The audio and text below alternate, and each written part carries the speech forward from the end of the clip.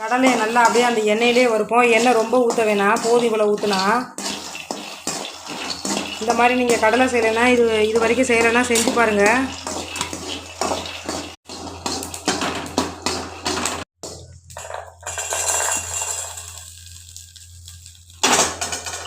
இப்போ பார்த்தீங்கன்னா நம்ம அந்த மிளகா பொடி உப்போட அப்படியே நல்லா பிரட்டிடுவோம். கொஞ்சம் ஆற விட்டு தான் சாப்பிடணும், அப்போ தான் அது செட் ஆகும். கொஞ்சம் நேரம் ஆற விட்டுறணும் நல்லா. குழந்தைங்களுக்கெல்லாம் கொடுத்தீங்கன்னா நிலக்கடலை சாப்பிடாத குழந்தைங்க கூட விரும்பி சாப்பிடுங்க. புரோட்டீன் அதிகமாக உள்ள கடலை இது, அதிகமாக நீங்களும் சேர்த்துக்குங்க, குழந்தைங்களுக்கெல்லாம் கொடுங்க.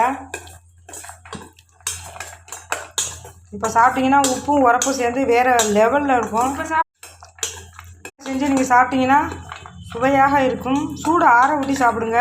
இதில் உப்பும் உரப்பும் சேர்ந்து டேஸ்ட்டு வேறு லெவலில் இருக்கும். சூடு ஆற ஊற்றி சாப்பிடுங்க. வாவ்.